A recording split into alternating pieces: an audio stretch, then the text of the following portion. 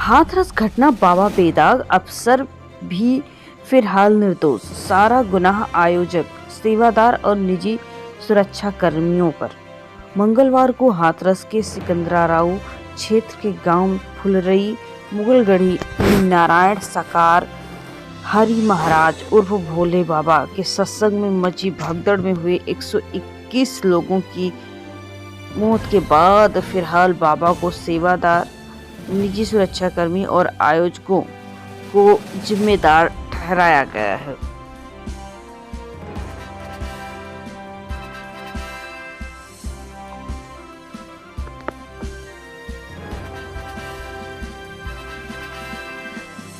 मंगलवार को हाथरस के सिकंदराऊ क्षेत्र के गांव फुलरई मूलगढ़ी में नारायण साकार हरि महाराज उर्फ भोले बाबा के सत्संग में मची भगदड़ में 121 लोगों की मौत हो चुकी है।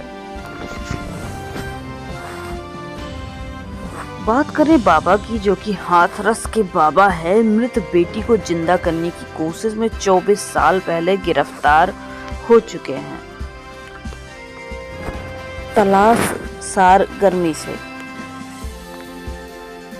प्राथमिक हड़ताल में सामने आया कि सिपाही से चमत्कारी बाबा बनने वाला सूरजपाल सहित 7 लोगों पर 18 मार्च 2000 को थाना शाहगंज में केस दर्ज हुआ था। गिरफ्तारी भी की गई थी। हाथरस के साकार विश्व हरि सत्संग में हुई भगदड़ में 21 लोगों की मौत और सैकड़ों लोग घायल होने की घटना के बाद पुलिस भोले बाबा उर्फ सूरजपाल उर्फ एसपी सिंह उर्फ साकार विश्व हरि की कुंडली खंगाल रही है। प्राथमिक हड़ताल में सामने आया है कि सिपाही से चमत्कारी बाबा बनने वाले सूरजपाल सहित 7 लोगों पर 18 मार्च 2000 को थाना शाहगंज में केस दर्ज हुआ था। गिरफ्तारी भी हुई थी। शमशान घाट में 24 साल पहले एक किशोरी को मलका चबूतरा में जिंदा करने की कोशिश की गई थी। पुलिस के पहुंचने पर बवाल हुआ था। पुलिस ने बल प्रयोग कर कथित बाबा के कई अनुयायियों को हिरासत में लिया था। पहले चार्जशीट लगाई थी, बाद में फाइनल रिपोर्ट भी आई थी। बात करें बाबा की, जो कि हाथरस के बाबा है। मृत बेटी को जिंदा करने की कोशिश में 24 साल पहले गिरफ्तार हो चुके हैं। तलाश सारगर्मी से प्राथमिक हड़ताल में सामने आया कि सिपाही से चमत्कारी बाबा बनने वाला सूरजपाल सहित 7 लोगों पर 18 मार्च 2000 को थाना शाहगंज में केस दर्ज हुआ था। गिरफ्तारी भी की गई थी।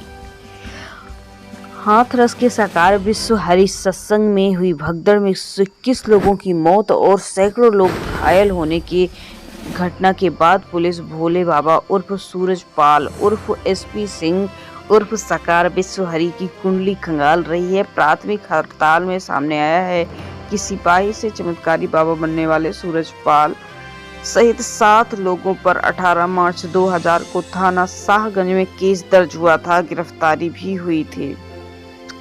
शमशान घाट में 24 साल पहले एक किशोरी को मलका चबूतरा में जिंदा करने की कोशिश की गई थी।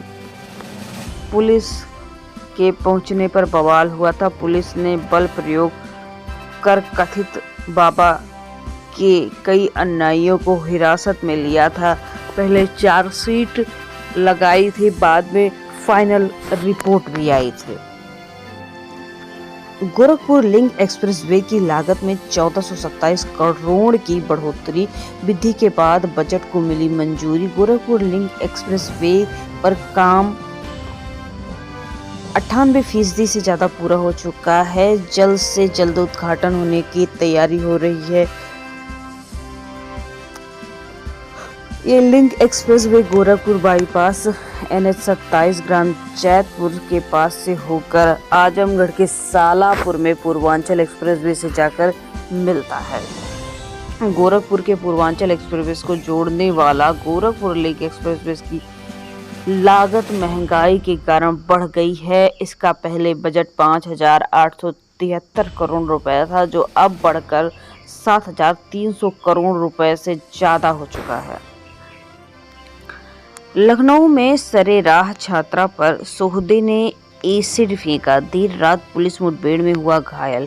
राजधानी लखनऊ के चौक इलाके में एक छात्रा पर सोहदे ने एसिड फेंका। इस दौरान चपेट में आने से उसका भाई भी झुलस गया। देर रात मुठभेड़ के बाद हमलावर को गिरफ्तार कर लिया गया।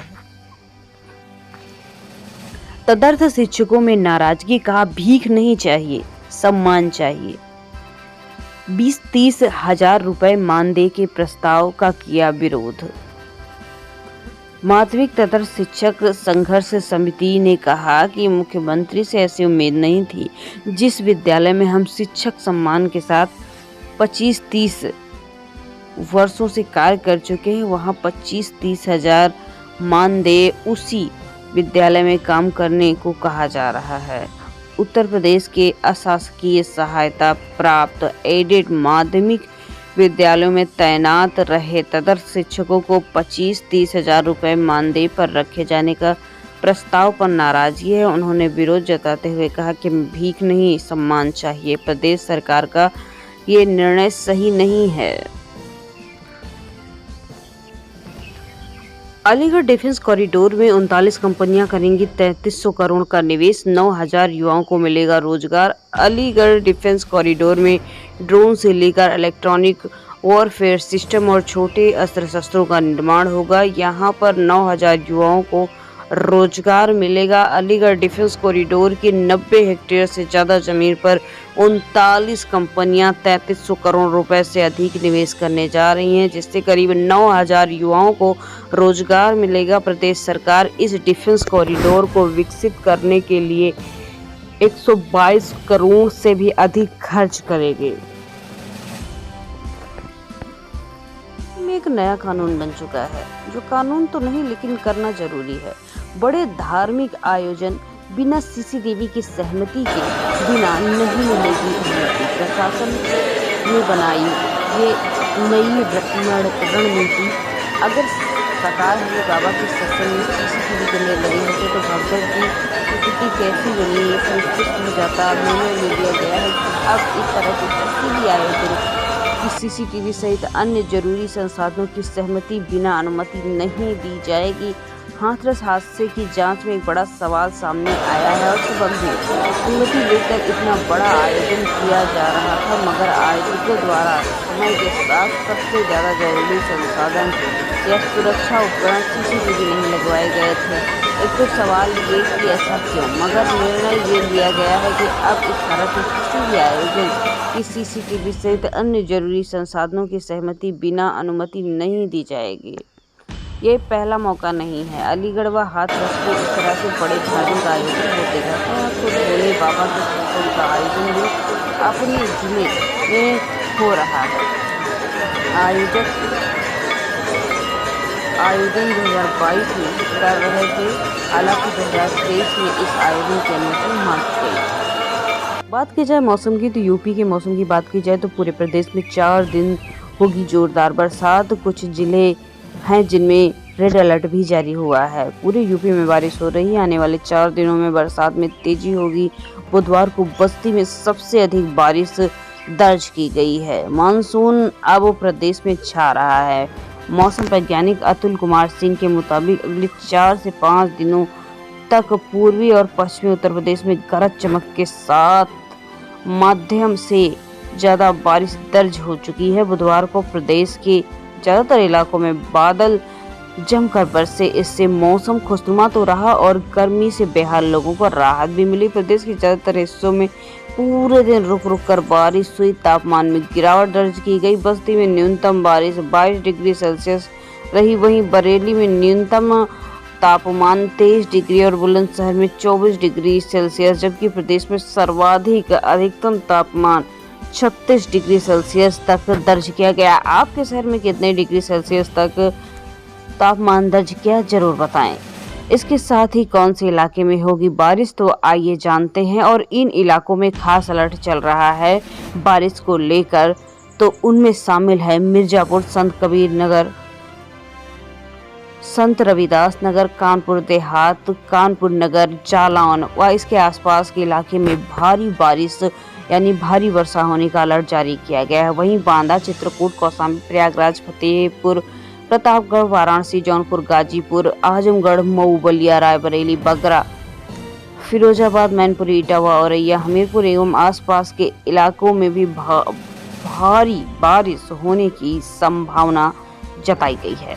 गोरखपुर की बात की जाए तो सीएम योगी कैंसर अस्पताल में सिकई मशीन का करेंगे लोकार्पण। जाने क्या है कार्यक्रम। प्रदेश के मुख्यमंत्री आदित्यनाथ 4 जुलाई को 2 दिवसीय दौरे पर आएंगे। वहीं इस दिन हनुमान प्रसाद पोद्दार यानी कैंसर अस्पताल एवं शोध संस्थान में अत्याधुनिक कैंसर सिकाई मशीन हेलिसियान का लोकार्पण भी करेंगे। 5 जुलाई को सहजनवा में सर्वोदय बालिका विद्यालय का शुभारंभ करेंगे। इस दौरान करीब 134 करोड़ के विकास परियोजना पर बांध सुरक्षा कार्य का लोकार्पण भी करेंगे। आईटीबीपी रिक्रूटमेंट 2024 आईटीबीपी में एसआई और एएसआई सहित कई अन्य पदों पर निकली है भर्ती। कैसे होगा आवेदन।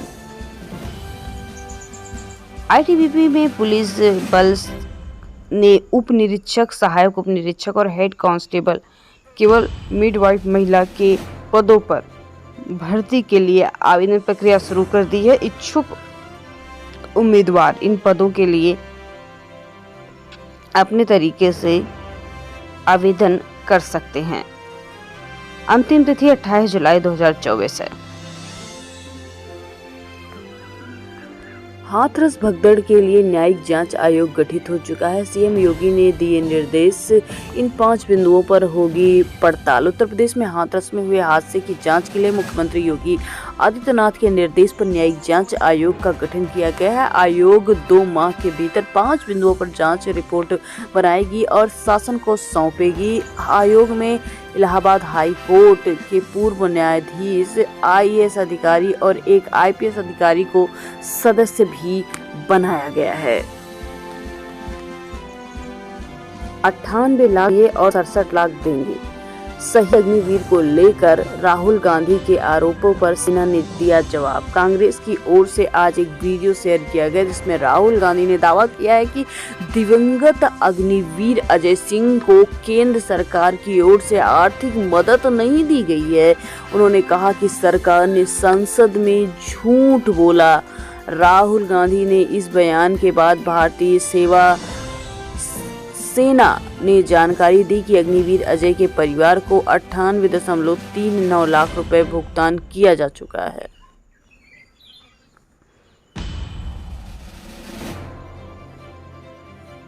मोदी और राहुल का आक्रामक तेवर। विपक्ष ने झोंकी पूरी ताकत। इन घटनाओं से संसद के विशेष सत्र को बनाया गया यादगार। संसद के विशेष सत्र में सरकार और विपक्ष के बीच आक्रामक तनातनी के बीच बिसात बिछ गई है। संसद के दोनों सदनों में पीठासीन शीर्ष अधिकारियों, लोकसभा अध्यक्ष ओम बिरला और राज्यसभा में सभापति जगदीप धनखड़ के सदन संचालन की व्यवस्था पर उबाल ने सियासी पारे को गर्म किया। दोनों पीठासीन अधिकारियों के तेवर भी विपक्ष के खिलाफ काफी तीखे नजर आए। नवगठित 18वीं लोकसभा के पहले सत्र में नई एनडीए सरकार ने कामकाज के अपने सीमित एजेंडे को पूरा तो कर लिया, मगर 8 दिनों के सत्र में ही सरकार और विपक्ष के बीच आक्रामक तनातनी की बिसात बिछ चुकी है। चुनावी नतीजे में बदली राजनीतिक तस्वीर की झलक साफ दिखाई दे रही है। जब मजबूत हुआ विपक्ष संसद में अब अपनी भूमिका में किसी भी गैर वाजिब अनदेखी या कटौती को तैयार नहीं है, जबकि लगातार तीसरी बार सत्ता में आई एनडीए सरकार किसी भी सूरत में विपक्ष के बड़े हुए राजनीतिक मनोबल के सामने कमजोर पड़ने का संदेश नहीं देना चाहती। पक्ष विपक्ष की मनोवैज्ञानिक राजनीतिक तनातनी में प्रधानमंत्री नरेंद्र मोदी और लोकसभा में नेता राहुल, विपक्ष राज्यसभा में नेता प्रतिपक्ष मल्लिकार्जुन खड़गे के बीच चले शब्दों के खुले तीर साफ साफ दिखाई दे रहे हैं। ओम बिरला और जगदीप धनखड़ का दिखा आक्रामक अंदाज। संसद के दोनों सदनों के पीठासीन शीर्ष अधिकारी लोकसभा अध्यक्ष ओम बिरला और राज्यसभा में जगदीप धनखड़ के सदन संचालन पर उबाल ने सियासी पारे को गर्म किया तो पीठासीन अधिकारी के तेवर भी विपक्ष के खिलाफ काफी तीखे नजर आए। मेडिकल प्रवेश परीक्षा नीट लीक धांधली मुद्दे पर संसद में चर्चा कराने की मांग दरकिनार किए जाने को लेकर 28 जून को गर्म हुआ विपक्ष के तीखे तेवर तो दूसरे ही दिन शुरू हो गए लोकसभा अध्यक्ष चुनाव पर सर्वसम्मति नहीं बन पाई। 5 दशक बाद पहली बार स्पीकर पद का हुआ है चुनाव। विपक्षी INDIA गठबंधन के लिए परंपरानुसार कांग्रेस ने डिप्टी स्पीकर पद देने की मांग रखी। सरकार ने इससे इनकार कर दिया। नतीजा ये हुआ कि करीब 5 दशक बाद पहली बार स्पीकर पद का चुनाव हुआ। स्पीकर चुनाव से शुरू हुई तल्खी ओम बिरला के चुने जाने के तत्काल बाद नजर आई। इसके बाद बधाई का समारोह हुआ। विपक्ष के शोर शराबे के खिलाफ लाया गया प्रस्ताव। साथ ही ये संदेश दिया गया कि पिछली लोकसभा की तरह 150 विपक्षी सांसदों को निलंबित करने जैसे कदम भी इनके पास गुंजाइश नहीं है। विपक्ष अपने मजबूत होने के दम पर सदन में लचीलेपन की उम्मीद कर रहा है।